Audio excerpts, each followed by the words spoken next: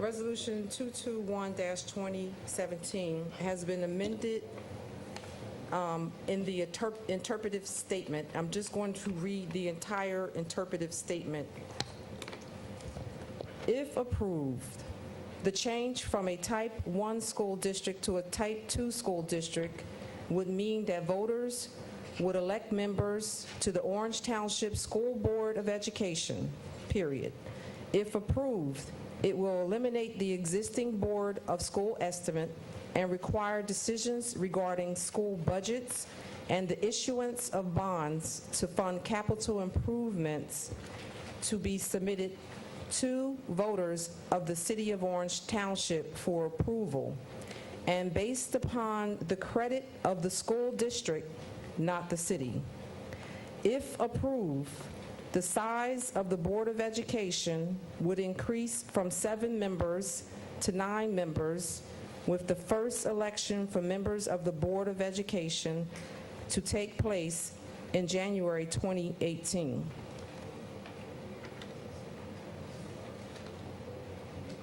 Citizens' comments. Come on. Yeah. Come on.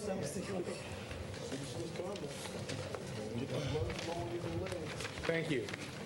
Thank you. You may recall that in 2016 into 2017, the following took place. The City Council passed a resolution which placed on the ballot a referendum, which is worded differently but substantially similar to the referendum that's before you tonight. There was an election in November. The referendum passed. Because the referendum passed, there was a special election of the school district scheduled for March of 2017. That's the equivalent to the election that's now being described as taking place in January of 2018. And it was to increase the size of the board from 7 members to 9 members. And that's because that's what's required by the statute. Also by statute, it's the obligation of the school district to conduct that election, and it did at a cost of approximately $40,000. I'm talking now about the March election. Now, at the end of all of that, the outcome of that referendum was voided by a judge because there were flaws in the process. But nonetheless, the process played out. The referendum was placed on the ballot. It was voted on. There was an outcome. There was another election. That election was paid for, and it had a result. The statute that we're talking about here couldn't be any clearer. It says, and I'm looking now at 18A 9-5, the clerk shall not cause the question to be submitted if a similar question was submitted at an election within the previous 4 years. So Councilwoman Eason was kind of right. She got the 4-year ban correct. It didn't happen to come from the judge's decision. It happens to come from this statute. And it doesn't matter that the outcome of the election was voided, because the fact of the matter is that the legislative history of this statute is that it is a financial statute. It addresses it attacks the evil of having a repetitive cost for the same election. And there is no question in my mind, none, and I gather, although it has never been shared with me, I gather from what I heard Ms. Eason say, it sounds like the Corporation Council comes out in the same place on this, that it would be flatly unlawful for this council to place this on the ballot a second time within 4 years. It would create a cost to the district, an unnecessary cost to the school district of more than $40,000 because costs of elections never go down, they only go up. And since the there was criticism by the court of the lack of public education about the significance of the referendum. I'm sure that there would be additional costs there as well. So I'm here to implore you on behalf of the school district not to turn this into Groundhog Day. Let's not do this again. There is a time and place that this referendum could be heard, but this is not the time. 4 years from November of 2016 is the time. Thank you. Council President? Councilman Johnson. Jack. Oh, you want to let her speak? Okay, thank you.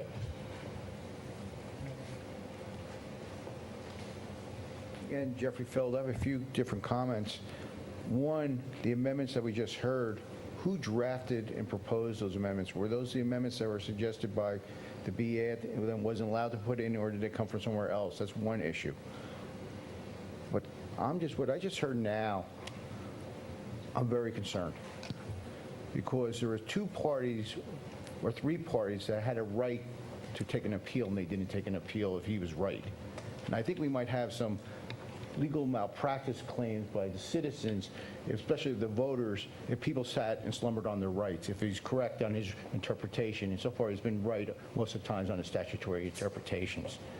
Because one of the issues that also this time is, I've been asking, pursuant to Oprah, for all the pleadings that were filed in that case, and they haven't been produced. Because there's issues that have been going on, because we heard about STEM. There were representations made to the court that STEM would not be funded because of the bond issue, and it wouldn't happen, wouldn't be able to move. But I am very concerned now, because it seems this could be an artificial device. If someone knew that you couldn't go back in 4 years, why didn't we take an appeal of that issue? I'm very, very concerned about that now.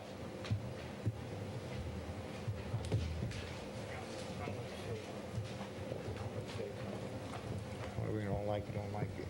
Yes, my name is William Hathaway. I live at 232 Lincoln Avenue in the city of Orange. I'm just going to say this. How will this referendum in reference to the school board, how will it benefit the community? Will the possible change from appointed board to elected board is going to hurt the school district in reference to funding? Will it create a cost? Well, the story is I'm a product of the school system. Born and raised here in Orange, went through the school system. Councilwoman Eason talked about Cleveland Street School. She pleaded with members of the city council in reference to getting a school, a new neighborhood school fixed, in reference to a lunchroom. A couple years ago, I went on that tour with Councilwoman Eason to her lunch at Cleveland Street School, and I went down to advocate as one of the residents to our state officials for funding Cleveland Street School. My question to members of the council, do we hear a pleading child of, hey, when is my school going to get fixed? The lunch programs at schools. Our recent Governor Christie shutdown. How will it affect the funding? My question is to the members of the council, will this benefit the community? Well, I say it, I was a product of the school system, and I encourage members of the council to hold off and think before you vote. It's every right to reference to everybody has a right to vote and to hear their voice in the community. My question is, will this affect funding? Will this affect projects? Councilwoman Eason stated earlier in reference to Cleveland Street School. Think before you vote. Thank you.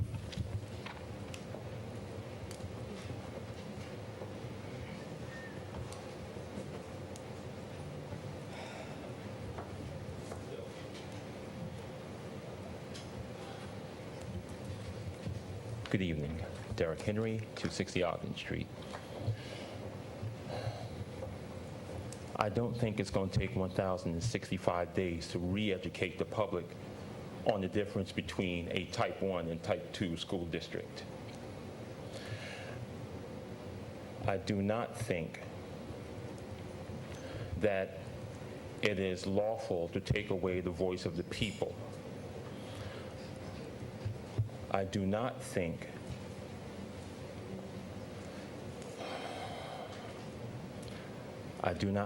that the people nor their children should be underrepresented for any reason because backroom politics and/or collusion are parsing language to satisfy other parties somewhere not in orange. I would greatly implore the council to vote in favor of the resolution so that the voice of the people is heard. Thank you. Thank you.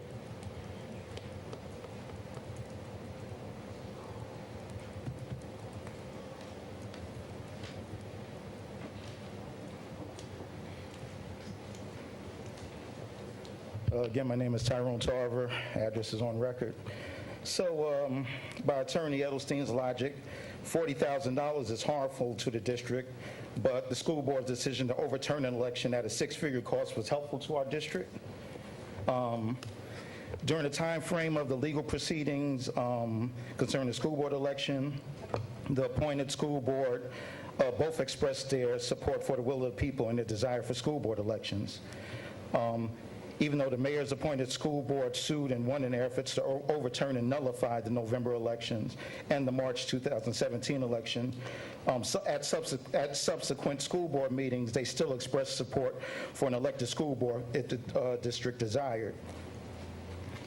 In May, the school board had an open meeting to discuss the differences between a Type 1 and a Type 2 school district, and they invited the New Jersey School Board Association lead counsel, Mike Kalber, to educate our district on the differences.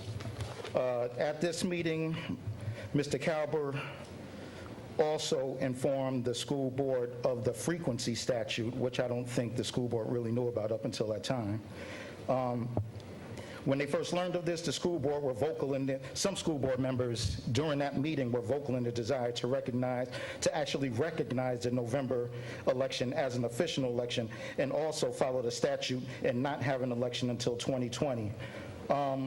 Mr. Kalber, with his years of education law, his legal opinion that day was that they couldn't nullify an election or get a judge to nullify two elections and then try and use that erased election as a valid starting point for a 4-year frequency statute.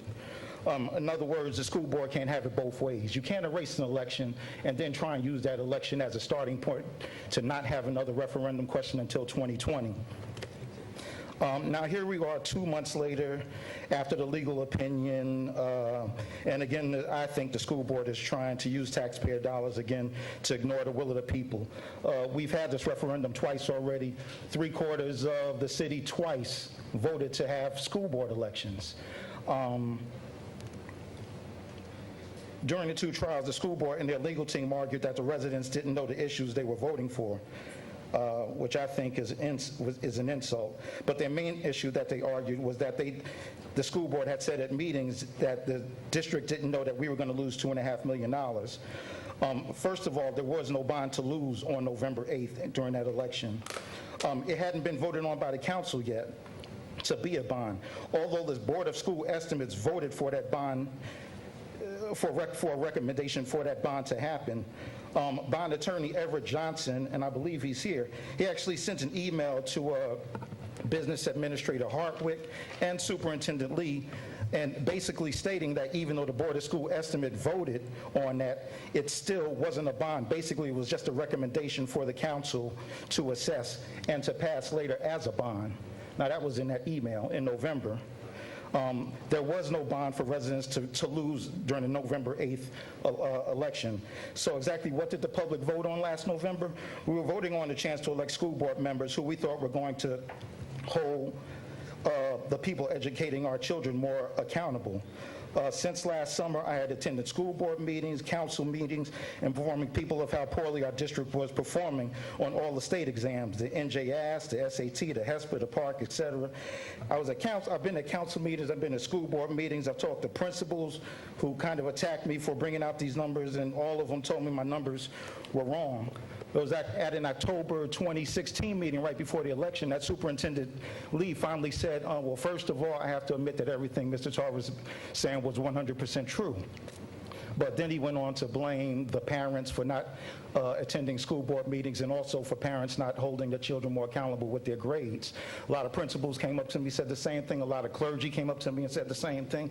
Some council members actually said the same thing. 75 to 82% of our kids are performing very poorly on state exams. People here throughout the city want to label them, there are people here throughout the city who want to label themselves as education advocates, but advocating does not only include praising the 20% who are passing these state exams or getting scholarships or so forth.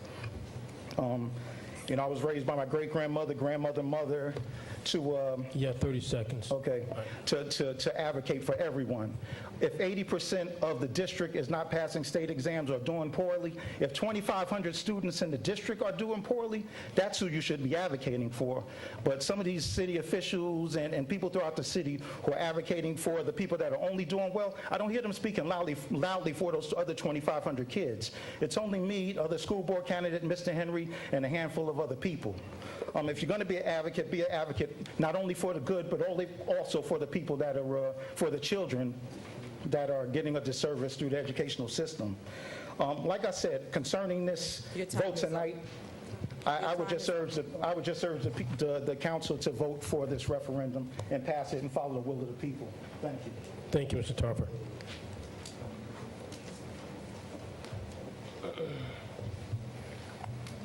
Kathleen Gordon.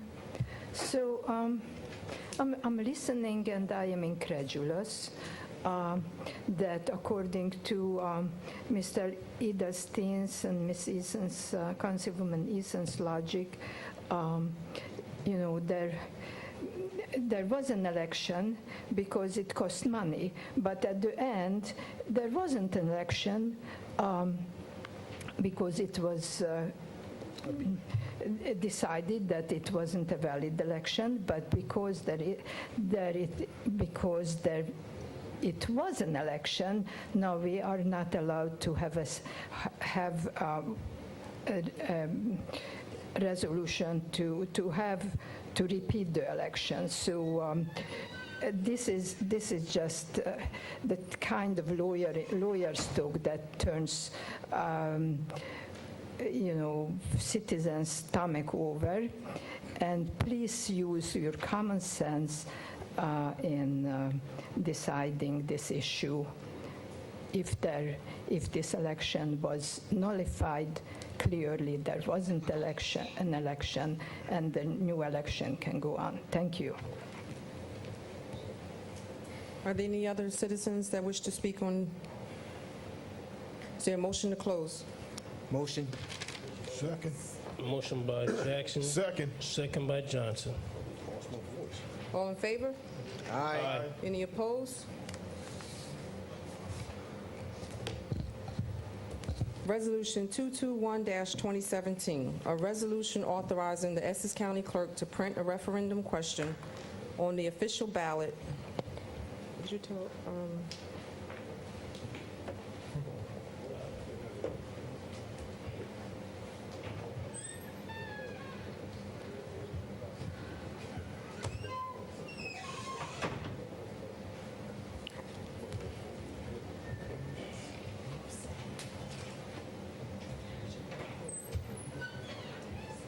Again, 221-2017, a resolution authorizing Essex County Clerk to print a referendum question on the official ballot to be used in the City of Orange Township at the next general election to be held on Tuesday, November 7, 2017.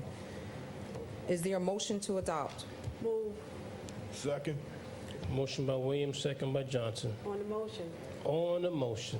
Yes, Council President, if I may. you want to start it, because that's the part, you can go. Huh? That's why I spoke up. And this is a good time also to speak about the letter that we received, or should we wait for another time for that? No. Okay. I want to speak about coincidentally, the section of our New Jersey statutes that was cited by Mr. Edelstein is not included in this letter. That might have been a mere oversight, but their claim of reference here doesn't include the statute that was. You said letter, I'm sorry. The letter from Mr. Montoya. Don't say the name.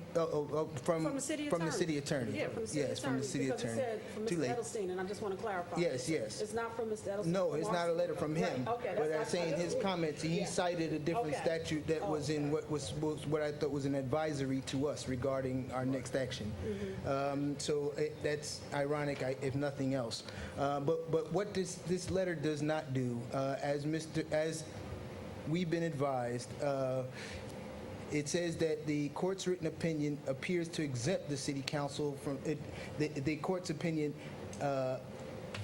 nothing in the court order or in the court's opinion appears to exempt the city council from the 4-year waiting period.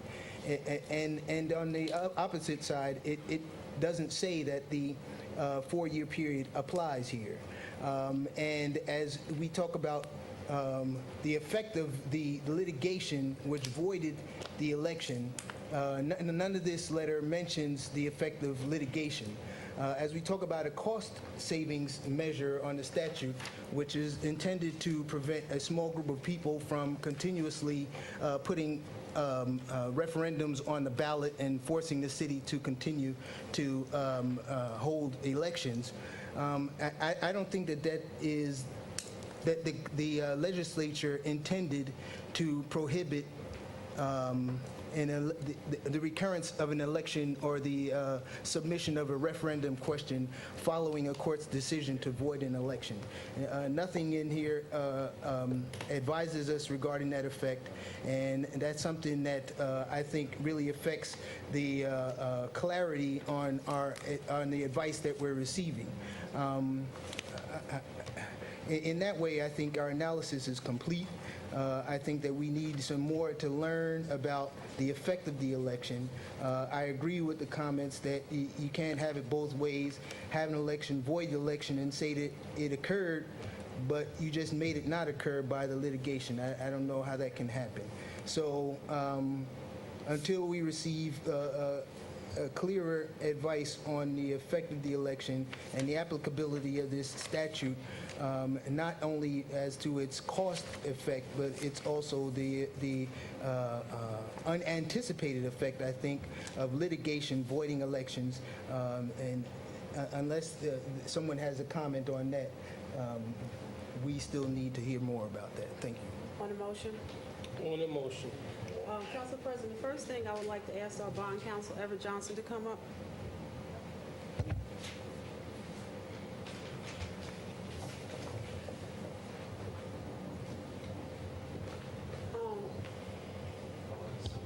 Good evening, Everett Johnson, bond counsel to the City of Orange. Thank you. Mr. Johnson, there has just been statements made in terms of losing money, affecting money that we have. So in transition from an appointed to an elected school board or vice versa, is there any difference in pools of money that people, that our taxpayers will have an opportunity? Well, the only thing I feel comfortable speaking with is the money related to bonds that will be authorized under either Type 1 or Type 2 to finance other capital projects. Related to that particular issue, Board of Education can issue debt to finance other capital projects under either Type 1 or Type 2 school district. The difference would be the process. Under a Type 1 appointed board, bonds will be authorized by an ordinance of the City Council. Under a Type 2 elected board, bonds would be approved by a referendum vote of the voters and also legislation of the Board of Education. All right. And monies that have already been approved prior to an election will not be affected? If an ordinance was finally adopted by the City Council and effective prior to a changeover to a Type 2 school district, that ordinance would be deemed effective because it would have been deemed to have been approved by the voters upon conversion. Okay. Thank you, sir. Thank you. I keep hearing there were questions that came out, the cost. To just briefly describe the cost, this council was very thoughtful when the referendum first went forward. The council asked that there be a referendum for a vote, and if that vote is approved, that the election will happen in November. So with that vote, there is no cost to the school board. The election cost will be by the county because it's a November election. The only reason that there is a cost to the school board because the school board currently does not have the full complement of members. So the mayor has the right to appoint the full complement of members, which are 9 persons, and which other school boards, when they transition, because they have sitting 9 members, did not have to go through a special election. So the cost is kind of self-inflicted because we do not have the required amount of people should we move to an elected school board. So again, if 9 people were sitting on that school board and the people of Orange decide to go to an elected school board, there will not be a special election. The people will serve out their terms and the elections will begin at the end of those persons' term at the cost of the county because it will be a November election. So if it's done in the way that it was envisioned by this council, there is no cost. The costs that are going on are being occurred because the school board are bringing forth legislation to stop a process in the will of the people that the very people that they serve, and they are incurring costs as a result of that. Mr. Feld is right. We had an opportunity to appeal the decision. I would have preferred to chew bubblegum and walk, meaning appeal the decision and go forward with the question. We did not have a quorum of council members that wanted to do that, so the only other doing is what we have to do is to go back and what I believe Judge Mbina envisioned was to go back and begin and start over. How does this help the citizens of Orange? The citizens of Orange went to the polls last November and stated what they wanted to do. Now, part of the conversation during the case was that if the people knew, yes, they wanted a school board, but if they knew that they had to vote on the financial problem, they didn't want to. So they wanted to vote for the people, but they didn't want to vote on the finances of the school. I don't think people want partial authority. They either want more authority or they don't want it. And the people of Orange have chosen to go to an elected school board. So I believe that it is this city council's job to uphold the very people we serve. And I think that there is an effort of trying to do this in a workable fashion. I believe there were all discussions about working with this administration. One of the things as council president, and I believe that my vice president can attest to, as sitting council president, first, second, and third time, it has always been a goal would be to work with the administration. The mayor cannot say anything differently. I respect the office of a mayor. Anything that goes on, the first person that is called is Mayor Dwayne Warren or previously Mayor Eldridge Hawkins. That's the process. I'm a legislator. He's an administrator, and I respect that, and we do that. So there's a difference of opinions here, but there's not a thing of not liking persons. We are here to serve what we believe is serving in the capacity that we were put here and to do what the people asked us to do. So I believe that Judge Vina highlighted some things and said, maybe you could have put it in Creole. But you know what? You just got a primary ballot. There was no interpretive state in Creole.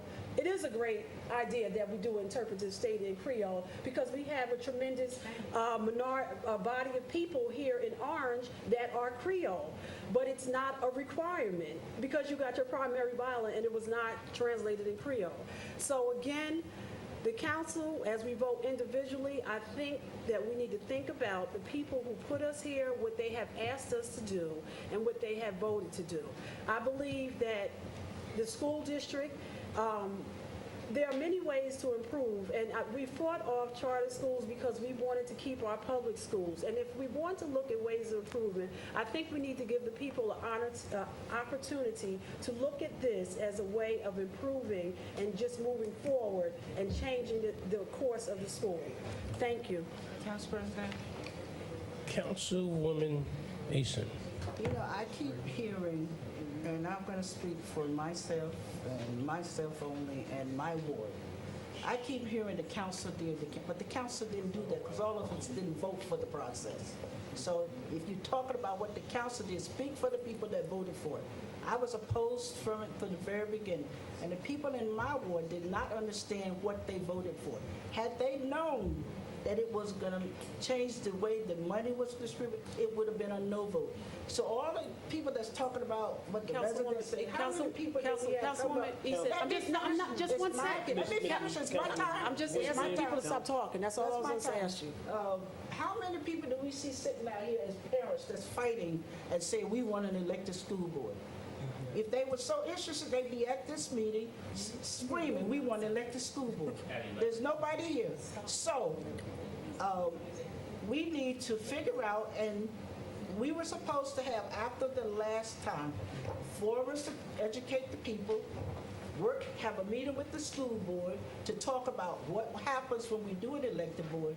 Councilman Cole and I had a decision. He agreed we could wait a year at that time, because all we're asking is time to get everything right and to get the schools working, get the repairs done, to get the district straight, and time for us as a council to meet collaboratively with the school board of education and make sure we do the right thing this time for the residents, for the students. Everybody talking, I'm talking for the students. Yes, we're all talking for the students. As some of you I have never seen in the school education at the Board of Ed. I've never seen you in a school. I've never seen you at a PTO meeting. I've never seen you come out to support any of the school activities. So yes, you want to say, oh, the residents said, yes, I agree that we should give them an opportunity to vote for an elected board. It's not the right time right now because we will lose time. And yes, the money was spent.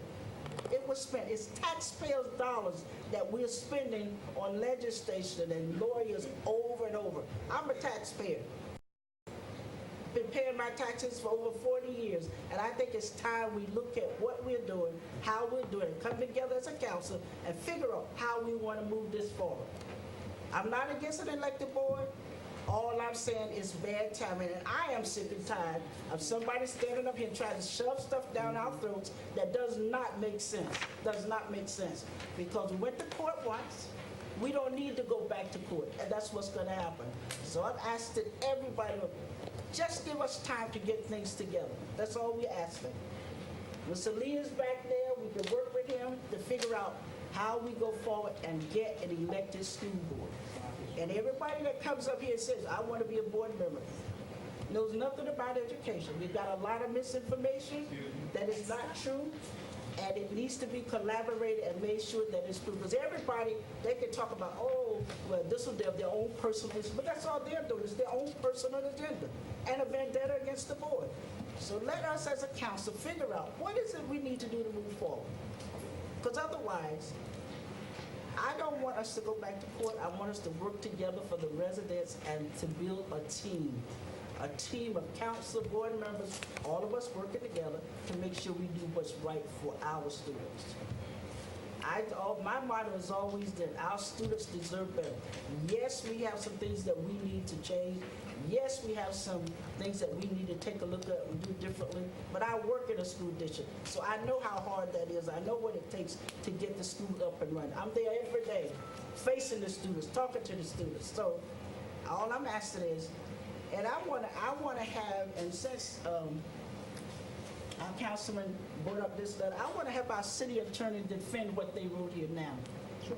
I need you to define what this really means so that we all understand what you guys were trying to say. It is a rare moment where I agree 100% with Mr. Edelstein that whether the statutory references are identical or not, there's a 4-year period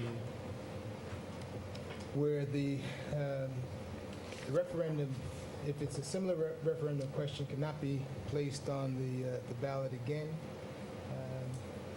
And as Mr. Edelstein indicated, the legislative history indicates that one of the reasons why there's a 4-year period is one of the reasons is for cost.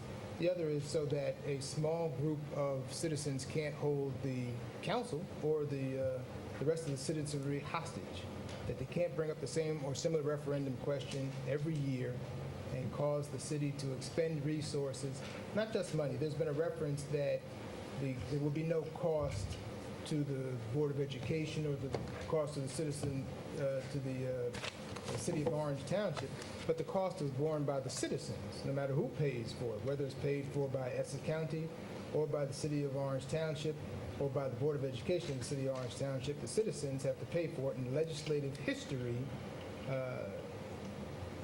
addresses that concern, that it doesn't want the taxpayers to have to incur that expense on more than one occasion. Now, there was a question, too, with respect to how it could be that an election was voided, but because the election was voided, it still occurred, which triggers this 4-year moratorium. The 4-year moratorium was triggered once there was an election, whether the election ultimately turned out to be valid or not. The fact that the election was not valid, according to the court, was because the question and the interpretive statement were incorrect. That question and interpretive statement came, I don't know where it came from. It didn't come from the law department. I can say that. Just as the current question and interpretive statement didn't come from the law department. But it is clear from the statute on its face, the plain reading of the statute indicates that once there's an election is held, that you cannot, based on a referendum question, you can't place that same referendum question on the ballot for 4 years. And so, in my opinion, it's illegal for the referendum to go forward in its current state.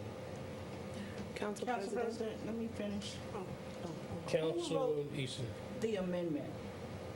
Where did the amendment come from? Who wrote the amendment? So the Who submitted the amendment? BA wrote the amendment, and then I sent it to the school board's attorney in the state, had them review what was written, and they only said to me, this is what they feel is missing out. And the only thing that they said they felt was missing out was the fact that it should go from 7 to 9 should be included in the interpretive statement as what the decision said. So that's where it came from. The question I have is, if we needed that amended, we paid 4 attorneys in the city of Orange. Why weren't the city attorney, that was his job, to go to the school boards to get the interpretive statement corrected and work with the school board, not the city clerk, because you are not an attorney. It was the attorney's job to get what was sent and amend it to meet the needs. I don't know if you realize the city attorney, they signed the amended version. For foreman and what was that, foreman what? Form of substance. Form and substance. They did, that's on what they signed At the for. previous council meeting, it was discussed that it same thing. should have been But it amended. should have been left to our city attorney Anyway. to take what we wanted to amend it and go to the school boards and to the Board of Education and make sure that it met the needs of what we were trying to do on a referendum. That's why we pay attorneys. We don't pay our clerk to do that. We pay our attorneys to do that. Okay, Council Williams. Go ahead, go first.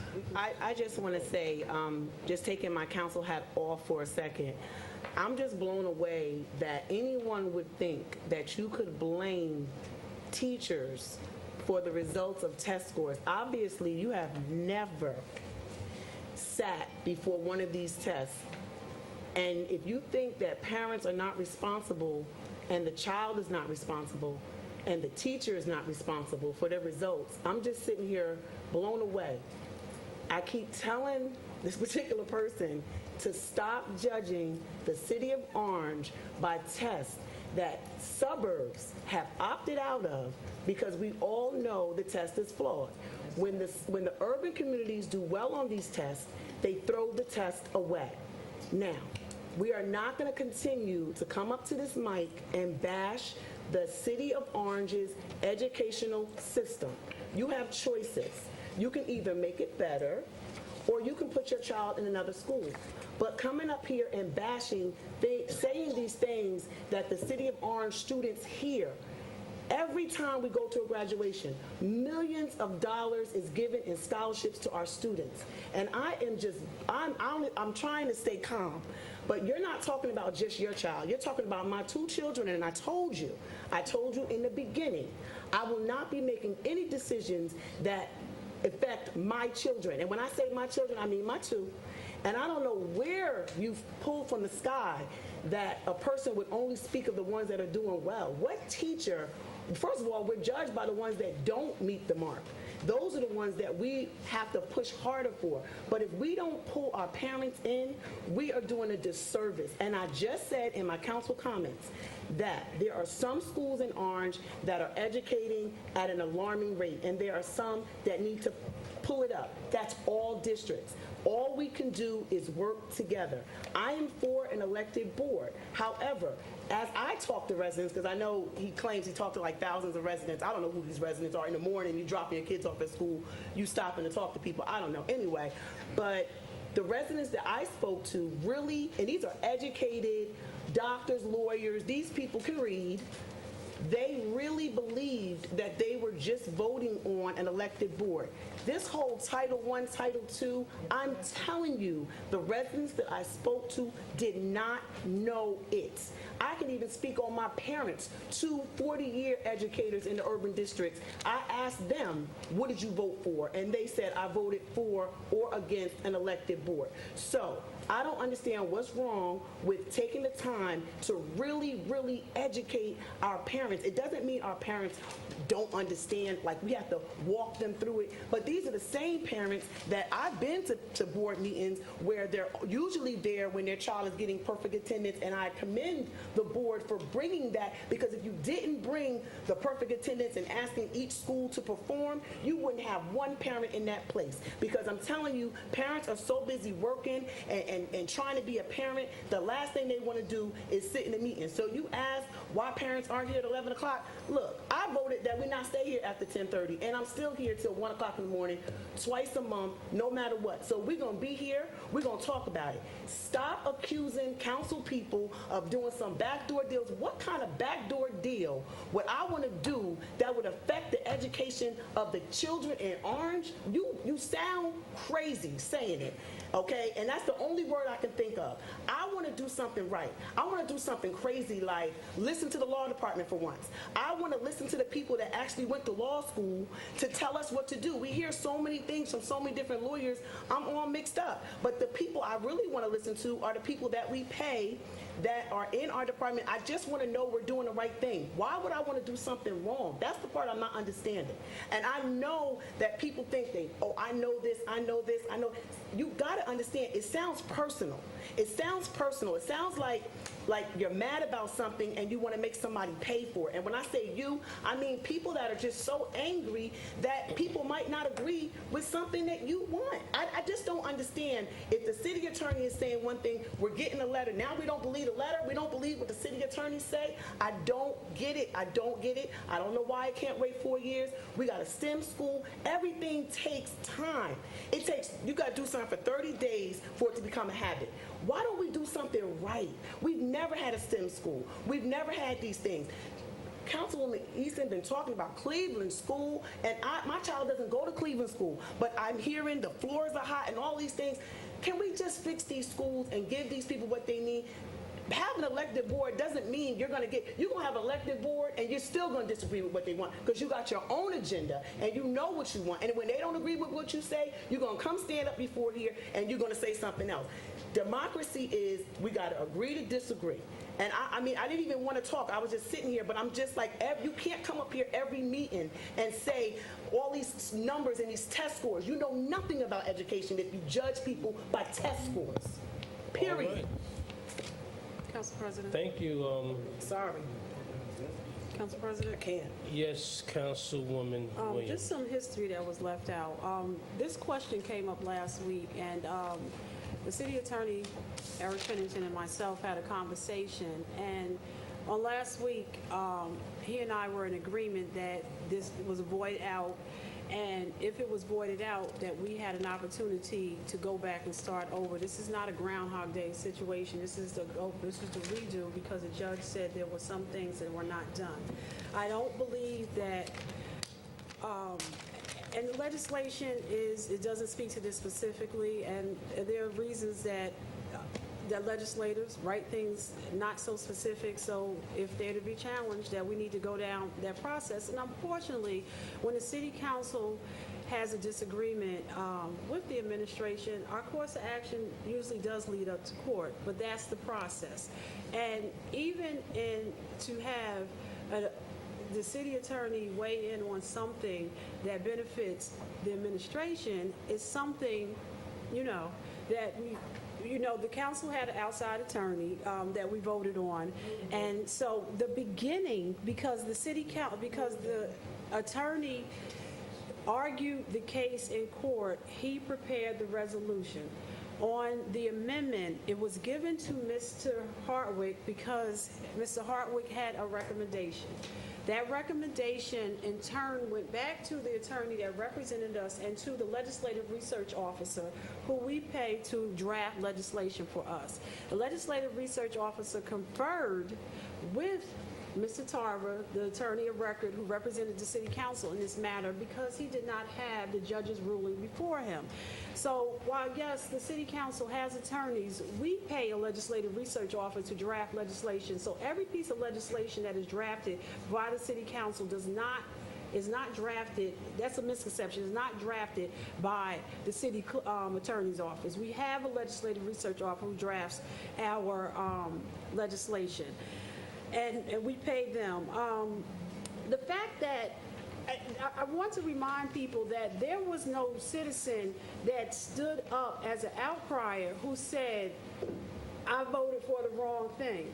There was, at the time of the court hearing, the outcry came from the Board of Education, who brought up a challenge. The judge honored it. There was, Rutgers did intervene, and they had an outcry on behalf of a citizen who said, I clearly understood what I said. So if we are to do the will of the people and to go back and do a restart, I believe the restart is to go back, do the question again, let the question iron out all the things that Judge Vina said were deficient, put that question back up, let the citizens define, and if the citizens thought, I only wanted to vote for elected board, I didn't want to vote on any money things, then they have an opportunity on November to say that. But to not give the citizens an opportunity to do that, there's no reason to wait for 4 years. And that legislation is not for that. And I believe it will stand the challenge if it needs to stand the challenge. You cannot, the school board, as was stated, over Mother's Day weekend, had a session where they invited everybody to council, school board candidates, people from the state school board, and there was a conversation that we're here talking about today. And the attorney from the state board of elections said you can't have it both ways. So I don't think we need to be judge and jury over this. And I'll close again by where I started on my second thing. When I had a conversation with the city attorney on last week, he was not going to sign it. After we discussed that the judge voided it and we have a restart, he agreed, he signed off on it. And when I questioned him today, why is there a different attorney putting in an opinion in his office, after further research, we feel that this is no. I think that this matter needs to go forward. We don't need to wait 4 years. We need to put the referendum forward, and let's see what the people say. Council President, just one more thing. Quick. Could I ask the city attorney to defend that? We want to make sure we have all of the cards on the table, that everybody's understanding what's happening and what your take was on that. Because as a city attorney, I believe that we pay you to keep us out of trouble. So I want you to respond to that. I'm happy to respond. I will say that Councilwoman Williams is largely accurate in what she said, at least about our conversations. Our first conversation I didn't want to sign, I wouldn't sign off on the resolution. We had a subsequent conversation. She made an argument that was colorable, that the voiding of the election gave the right for the matter to go forward. Given the time constraints, I did sign off on the matter. And there have been time constraints several times where we've gotten things in the law department at the last minute. I did subsequent research. The subsequent research revealed to me clearly that the referendum question as it stands is illegal, that the statute prohibits the same or similar question from going forward for 4 years. And when I spoke with Councilman Williams today, I attempted to explain it to her, but we didn't get too far in the conversation. But cordially so, we agreed to disagree. But I'm emphatic in my position as a city attorney that the advice I'm giving is correct, that it is illegal, and that I don't believe it will withstand a legal challenge, and that the legal challenge will come. It's going to cost the citizens more money, and Okay. I think it should not go forward. Council All right, President. thank you. I think I've been, not to cut you off, Councilman Jackson, I think I've been very patient, listening to everyone vent and air their opinions. But we have a motion, a resolution. We're on the motion here, correct? Yep. Council President, No. can I make a point of order? You have given everybody an opportunity twice to speak, and Councilman Jackson just asked you to speak, and you have not given him that opportunity. We have a motion on the floor. I know that. I gave Go ahead, Councilman Jackson. Thank you, Council President. Yes. Brevity is my friend. I just wanted to ask, in all that history, were there any mention of voided elections? In that history? Yeah, in the history regarding applicability of this statute. But the legislative history that we looked at, no. There wasn't a specific reference to a voided election. And whether or not a voided election is equal to an election that has taken place. Is the voiding equal to the election never having been taken place, or is it as this says, that it did happen and you lost the chance even though the court is the one that voided the election? Well, the legislative history spoke to the cost to the citizenry. Yes. And the cost was accrued. The cost was accrued, and it seems like the basis, just based on reading legislative history, the basis for the legislation in large measure, perhaps not solely, but in large measure, was to make sure that citizens, particularly of a town of this size, would not have to incur the expense. And that expense is put upon the citizens, whether it comes from the Board of Education, Yes. from the county election, or from the city. It's still, the expense goes to the citizens. And so the legislative history speaks to that not being repeated on an annual basis or on any basis until after 4 years. And two further points, but without anticipating the voiding of an election through an appeal of that election. And one other thing, in consideration of the prohibition of a small group, at least they're trying to avoid a small group bringing cost upon this city by repeating putting a referendum question. I think it was a plurality of citizens, over 4,000, I believe, voted on that referendum, and I don't think that that's a small group. That's not what I don't know if that's a question or a comment. The question, if it's a question, the Yes. small number of citizens is that it doesn't take 4,000 citizens in order for a question to get on a referendum. Citizens can put forward that referendum Right. as well. And you need a small number in order to do so. I think that's what the legislative history was talking about, not the total number of votes that actually occurred. I mean, but in terms of putting it back on the referendum, it's to affirm those 4,000 votes that have been voided by this litigation. That's the point. So, to that degree, I think there's some controversy here that is not being answered by this particular body and by the query we're having today. We've been trying to avoid the cost of litigation, but it appears to me that we're walking on that path. Okay, again, like I was saying, we've been very patient here. We have a motion on the floor. Madam Clerk, let's move the agenda. Councilwoman Eason. No. Councilman Jackson. Yes. Councilman Johnson Jr. No. Councilwoman Summers Johnson. No. Councilwoman Wooten is absent. Councilwoman Williams. Yes. Council President Coley. No. The motion did not pass. Consent agenda. All items listed with an asterisk are considered to be routine by the City Council will be enacted by one